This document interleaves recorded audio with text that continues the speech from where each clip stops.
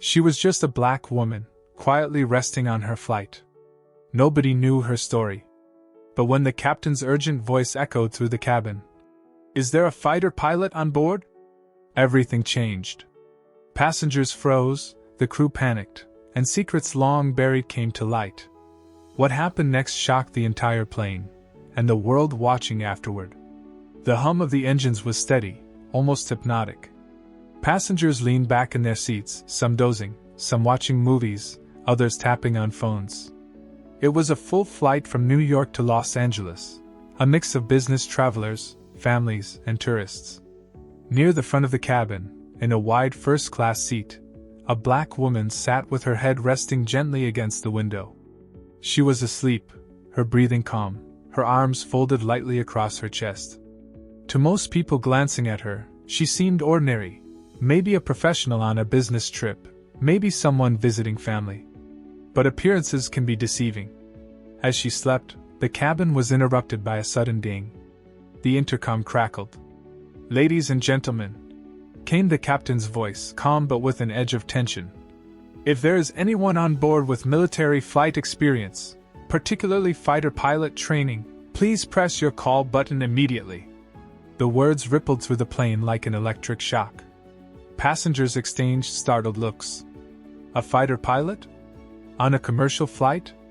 Why would the captain need one? Some laughed nervously, assuming it was a strange joke. Others stiffened, whispering theories. A middle-aged man in a business suit muttered to his neighbor, "What kind of announcement is that? Sounds like something's wrong."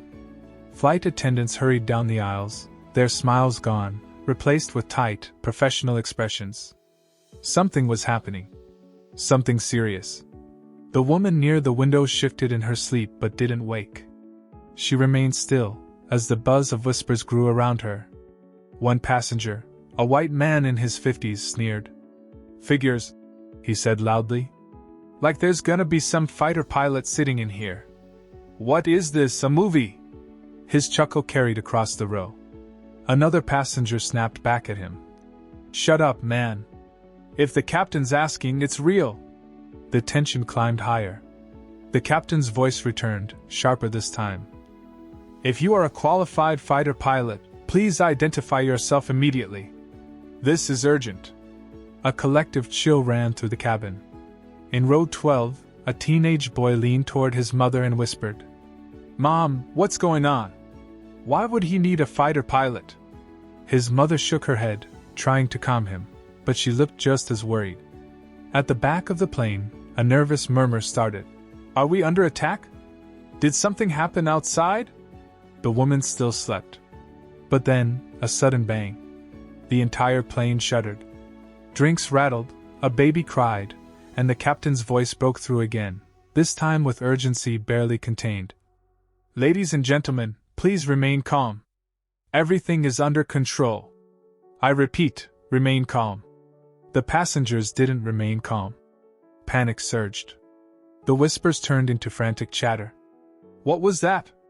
Did we hit something? Are we being hijacked?" A flight attendant tried to reassure them, but her trembling hands gave her away. She looked toward first class, toward the sleeping woman, but then glanced away quickly, as if unsure of something. That's when the insults began. The same passenger who had mocked earlier now pointed toward the black woman. "Hey, what about her? She's been sleeping the whole time. Probably doesn't even know what's going on. Figures." His tone was sharp, dismissive, and racist. Others frowned, but the woman still didn't stir. Another passenger muttered, "Leave her alone, man. She's just sleeping." But the man pushed further. "If anyone here was a fighter pilot, it wouldn't be her. Look at her. She doesn't fit the picture." The words cut through the air. A silence followed, heavy with tension. A few people turned away in disgust. Others just stared at the man, embarrassed for him.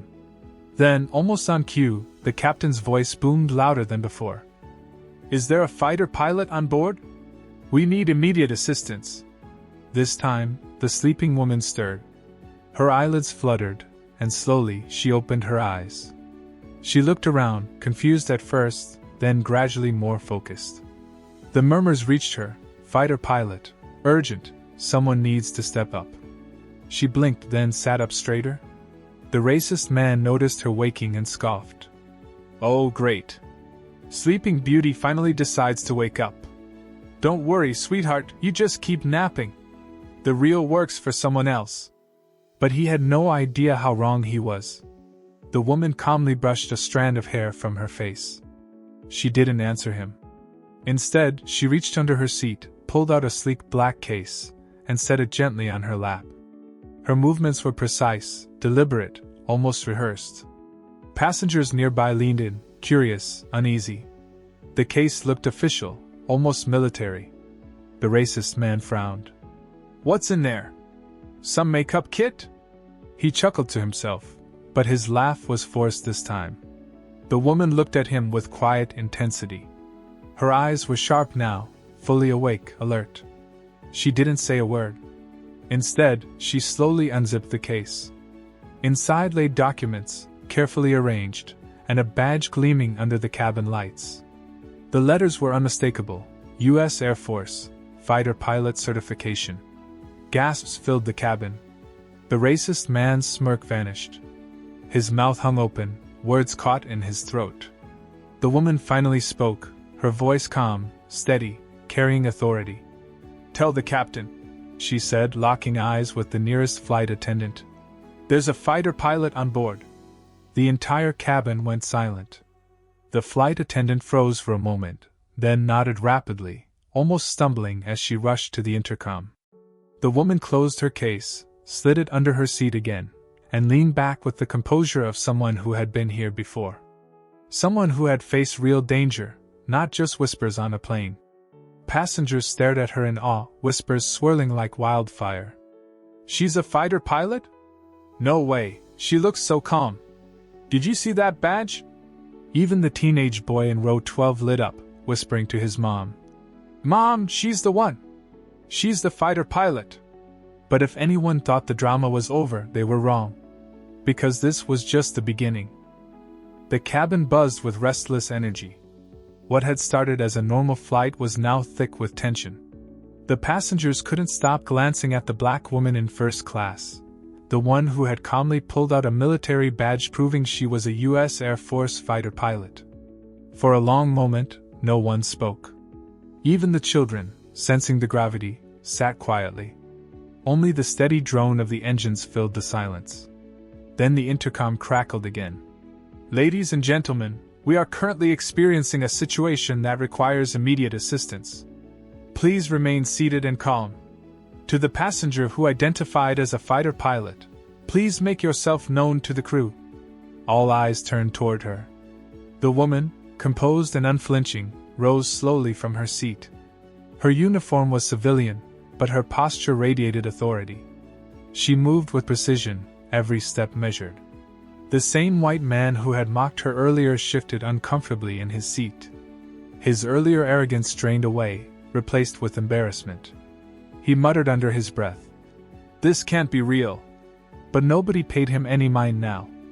Passengers whispered in hushed tones, "Is she really a fighter pilot? She showed the badge, didn't she? She looks so in control." A flight attendant approached her, still visibly nervous. "Ma'am, the captain is requesting you in the cockpit. Please follow me." The woman gave a single nod. She didn't need to explain herself. Her presence alone silenced questions. As she walked down the aisle, passengers leaned away slightly, not out of fear but awe. A young boy whispered, "She looks like a superhero." But not everyone was supportive.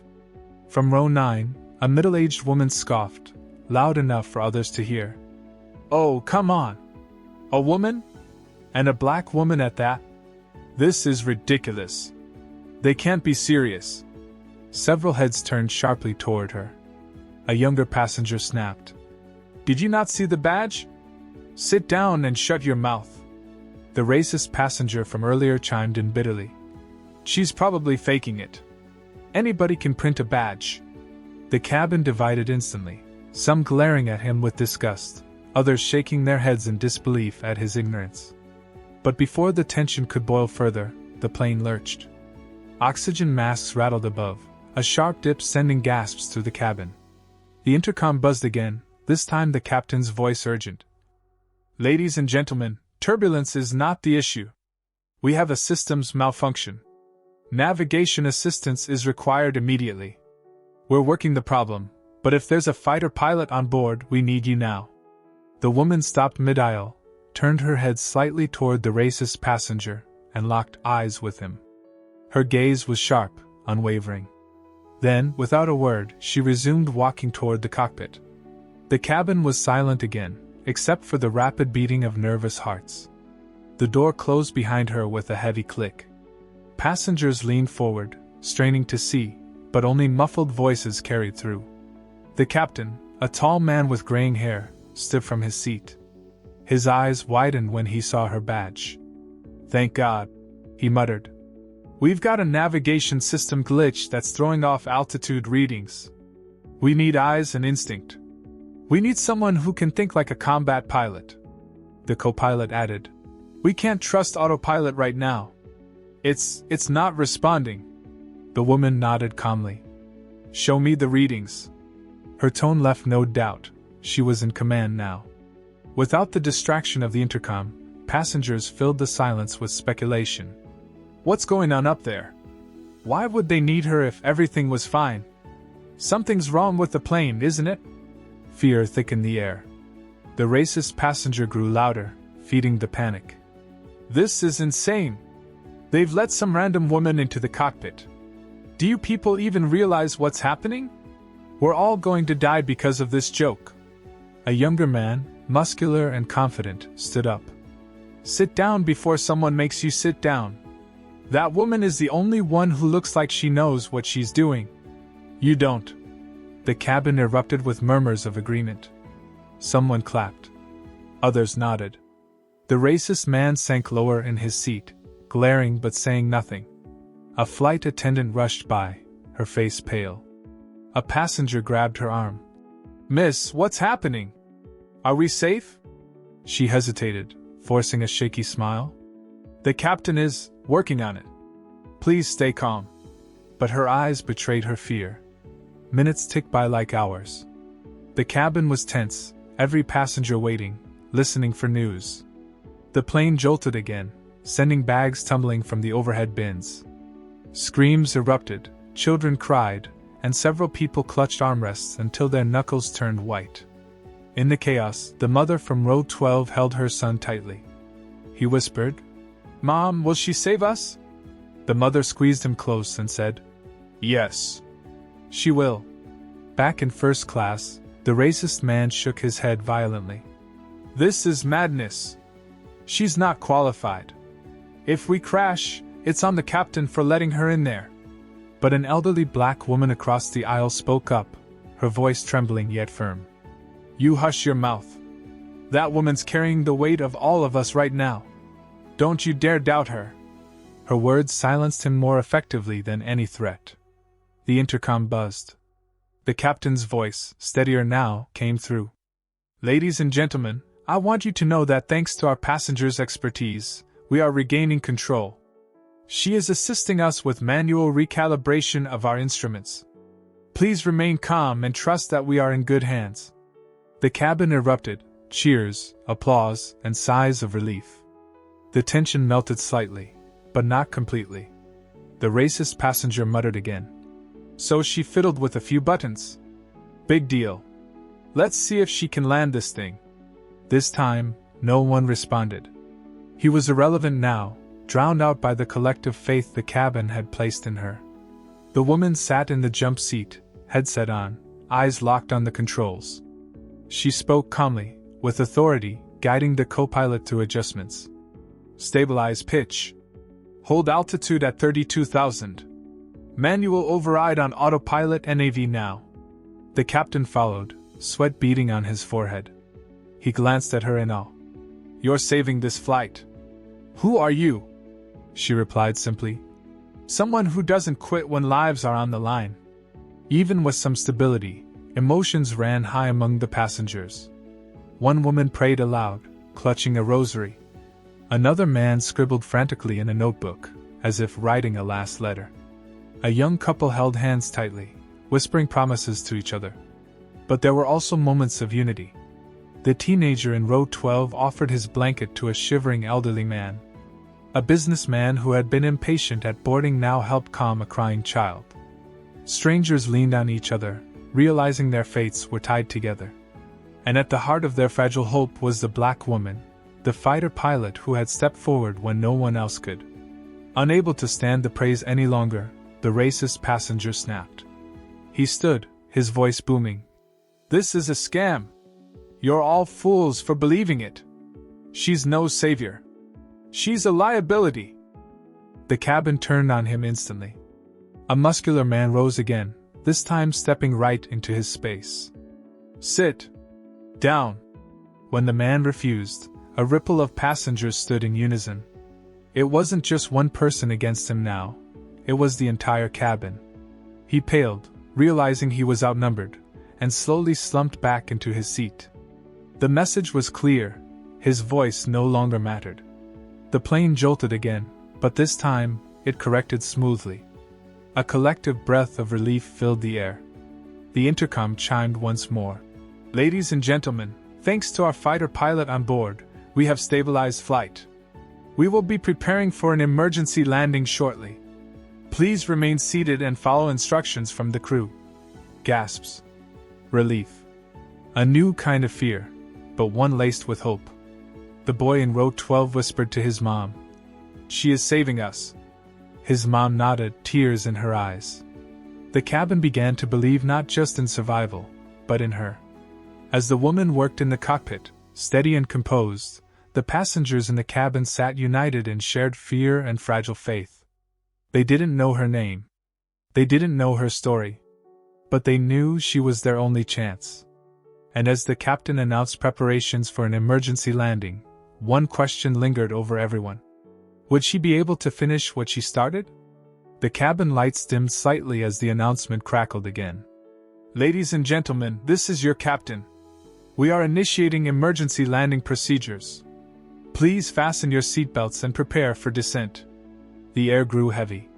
People tightened their belts, gripped their armrests, whispered prayers. The fear of the unknown gripped everyone, but there was one unshakable anchor, the knowledge that the woman in the cockpit was fighting for them. In the cockpit, the captain wiped sweat from his brow. His voice cracked with tension. "We've got one shot at this. Systems are still unreliable. The instruments are misreading our descent rate." The woman, calm as ever, leaned forward. "Then forget the numbers. Trust your instincts. Trust mine. I've flown jets blind before. We can do this." Her voice carried a weight, not just of experience but of command. She wasn't asking, she was leading. "Adjust pitch 2 degrees lower. Maintain manual throttle. Follow my lead." The captain obeyed. The co-pilot's hands trembled slightly on the controls, but he steadied himself under her presence. As the runway lights shimmered faintly below through scattered clouds, she gave precise orders like a symphony conductor. "Flaps at 20. Hold steady. Altimeter's lying. Go by visual cues. Feel the nose. Trust it." The captain glanced at her, then back at the runway.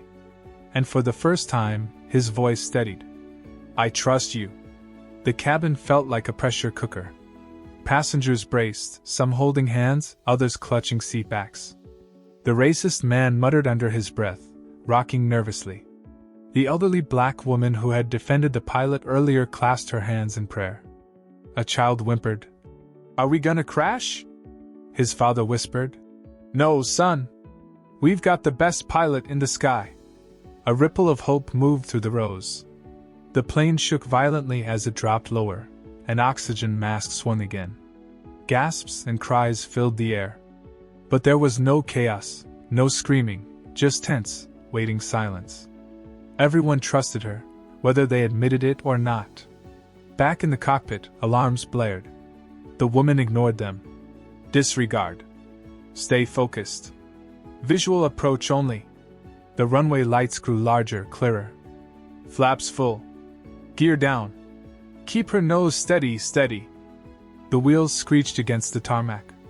The entire plane jolted, throwing passengers forward against their belts. Gasps filled the air, then silence, as the aircraft rumbled, bounced once, and finally stabilized. She barked, "Reverse thrust now!" The engines roared, the cabin vibrated, and within seconds the plane slowed, tires screeching before coming to a full stop. For a moment, no one breathed. Then, an eruption. Cheers, applause, sobs of relief filled the cabin. Strangers hugged each other. Some cried openly. They were alive. The cockpit door opened. The black woman stepped out, composed and calm, as if nothing extraordinary had happened.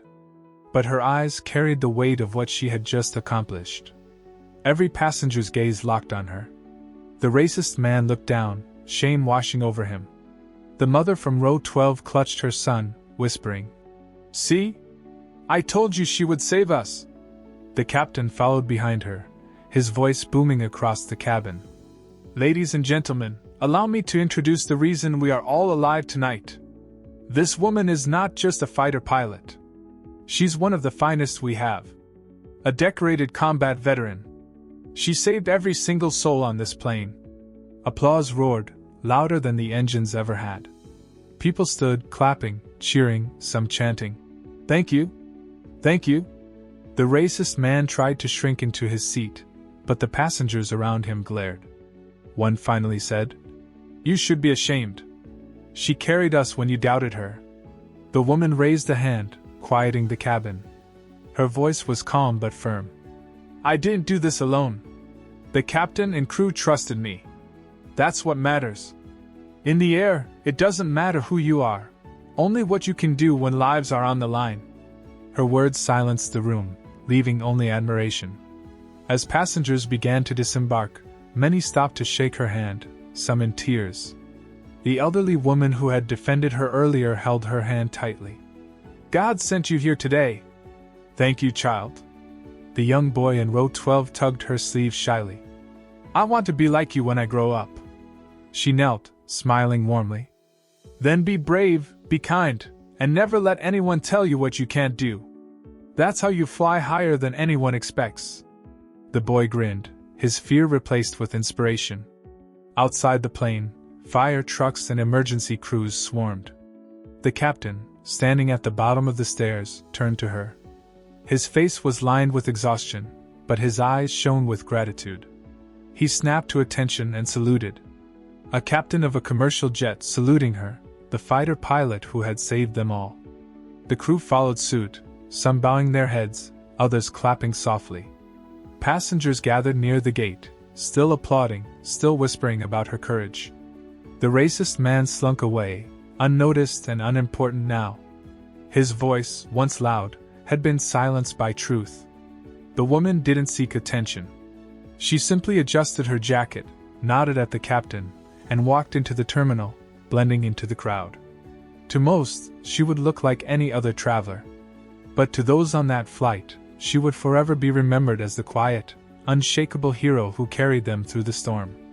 And that's the story of the black woman who boarded a plane as just another passenger, and walked off it as the savior of hundreds. It's a reminder that you never know who you're sitting beside, or the battles they've fought before you ever met them. If this story moved you, don't forget to like this video, share it with someone who needs hope, and subscribe for more powerful stories that show the strength of the human spirit.